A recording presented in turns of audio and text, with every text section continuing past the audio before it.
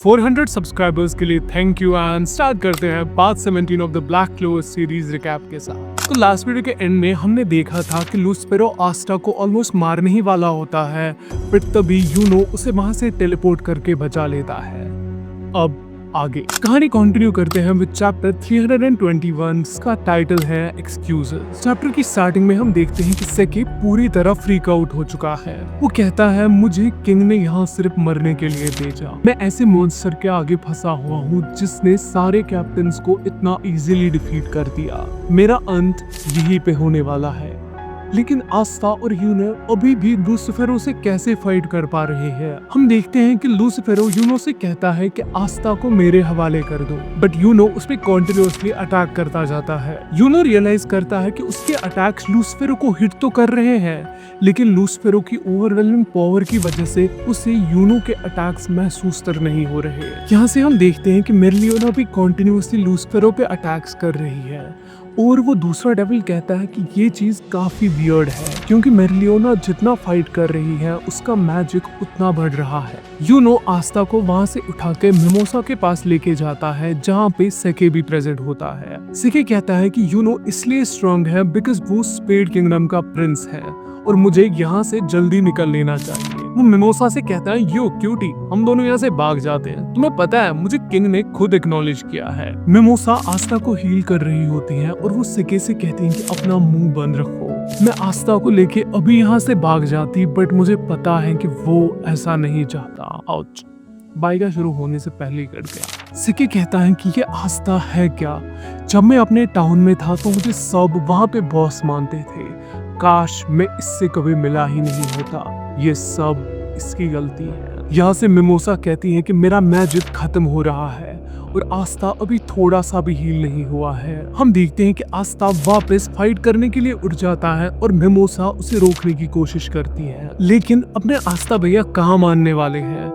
और यहाँ से ये चीज देख के सेके शॉक हो जाता है। वो आस्था से कहता है कि तुम्हारी हालत खराब है और फिर भी तुम एक ऐसे मॉन्स्टर से लड़ने जा रही हो जिसने सभी कैप्टन्स को अकेले हराया। तुम सिर्फ एक पेजेंट हो जिसके पास मैजिक तक नहीं है। अगर तुम मर भी जाओ तो कोई तुम्हें याद तक नहीं करेगा। उसे अपना जाया किया हुआ समय याद आ जाता है और वो आस्था की तरफ देख के कहता है कि मैंने तुम्हारी तरह स्ट्रांग बनने की कोशिश क्यों नहीं की। पेन ऑफ रिग्रेट हमेशा पेन ऑफ डिसिप्लिन से ज्यादा होने वाली है, तो इसलिए अभी अपने गोल्स को फॉलो करो, just don't postpone them. Coming back to the story, जहां आस्था लूसिफेरो की तरफ बढ़ने लगता है और वो यूनो से कहता है I am on my way, and यही पे चैप्टर एंड हो जाता है। कहानी कंटिन्यू करते हैं विद चैप्टर 322 जिसका टाइटल है the vice captain of the black Wolves. Chapter की स्टार्टिंग में हम देखते हैं कि नाक्ट आस्था से कहता है कि तुम ऐसी हालत में फाइट नहीं कर सकते, बट उसे भी पता होती है कि आस्था के बगैर उनके पास लूसिफेरो को हराने का कोई चांस नहीं है। आस्था नाक्ट से कहता है कि मैं ये कर सकता हूँ, और यहाँ से हम देखते हैं कि यूनो और मेरलियोना अभी भी लूसिफेरो पे कॉन्टिन्यूअसली अटैक्स कर रहे हैं, बट उससे कुछ नहीं हो रहा। लूसिफेरो दूसरे डेविल से कहता है उन्हें मारने के लिए ताकि वो खुद आस्था को मार सके, लेकिन वो दूसरा डेविल उसे हेल्प करने से बिल्कुल इनकार कर देता है। हम देखते हैं कि मेरलियोना की बॉडी ब्रेक होने लगती है और वो दूसरा डेविल कहता है कि ये इसलिए हो रहा है क्योंकि इसकी बॉडी में मैजिक इसकी ह्यूमन लिमिट से बहुत ही ज्यादा बढ़ गया है। लूसिफेरो अभी भी आस्था को ढूंढ रहा होता है, बट तभी नाक्ट शैडो मैजिक यूज करके उसके पीछे से आता है और आस्था को अटैक करने के लिए एक ओपनिंग प्रोवाइड करता है। नाक्ट कहता है अपनी जान के बदले मैं लूसिफेरो को रोकूंगा, बट स्टिल उनके अटैक से लूसिफेरो को कुछ ज्यादा डैमेज नहीं होता। लूसिफेरो आस्था को मारने जाता है, बट नाक्ट उसके आगे आ जाता है और हमें लगता है कि नाक्ट यहीं पे मरने वाला है। एंड तभी हम देखते हैं कि डैडीज होम और यामी लूसिफेरो के पंच को रोक के नाक्ट को बचा लेता है। वो नाक्ट से कहता है don't you dare dying on your vice captain, and यही पे चैप्टर एंड हो जाता है। कहानी कंटिन्यू करते हैं विद चैप्टर 323 जिसका टाइटल है पार्टनर। चैप्टर की स्टार्टिंग यामी के आने से पहले थोड़ा टाइम शुरू होती है जहां वो अभी भी अनकॉन्शियस है। हम देखते हैं कि वेनेसा और ग्रे उसे हील करने की कोशिश कर रहे हैं और ग्रे कहता है कि यामी की बॉडी आस्था जैसी बन गई है, ऐसा लगता है कि ये भी डेविल पोजेस्ड है। यामी को फाइनली होश आता है और पार्टरे वांजेंस को लेके वहीं पे आ जाता है। वांजेंस यामी से कहता है कि तुम इस डेविल के साथ फाइट कर सकते हो और वो वर्ल्ड रिक्रिएशन मैजिक से बनी हुई एक स्वॉर्ड यामी को दे देता है जिसमें उसने अपना सारा मैजिक डाला हुआ है। यामी वांजन से कहता है कि मैंने अभी भी तुम्हें पूरी तरह एल्स वैली इंसिडेंट के लिए माफ नहीं किया था,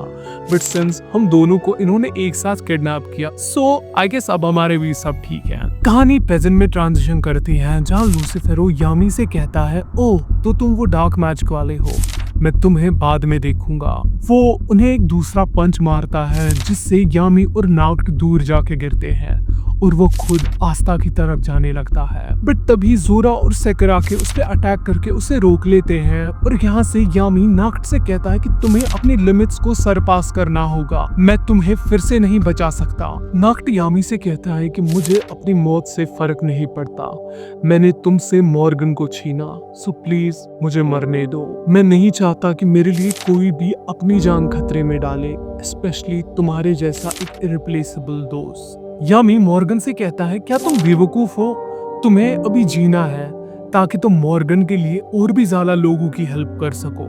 एनीवेज, मुझे अपने दोस्त को बचाने के लिए किसी वजह की जरूरत नहीं है। और यामी को याद आता है कि कैसे मॉर्गन ने उससे कहा था कि वो और नाक्ट एक दूसरे को बायु से बेहतर समझते हैं। नाक्ट यामी से कहता है, तुम ये सब बातें करने के लिए कुछ ज्यादा ही बड़े नहीं हो। और यामी उससे कहता है, वेल मर्द कभी बड़े ही नहीं होते, वो सब छोड़ो, मेरे को सब बोल रहे हैं कि किंग ऑफ डेविल्स है, तो चलो इसको थोड़ा सा कूट के आ जाते हैं। एंड यही पे चैप्टर एंड हो जाता है। वेल लाइक और सब्सक्राइब तुम करते नहीं हो तो बोलने का क्या फायदा। So I guess that's for today guys, I will see you in the next one, till then stay cultural, bye bye, sayonara.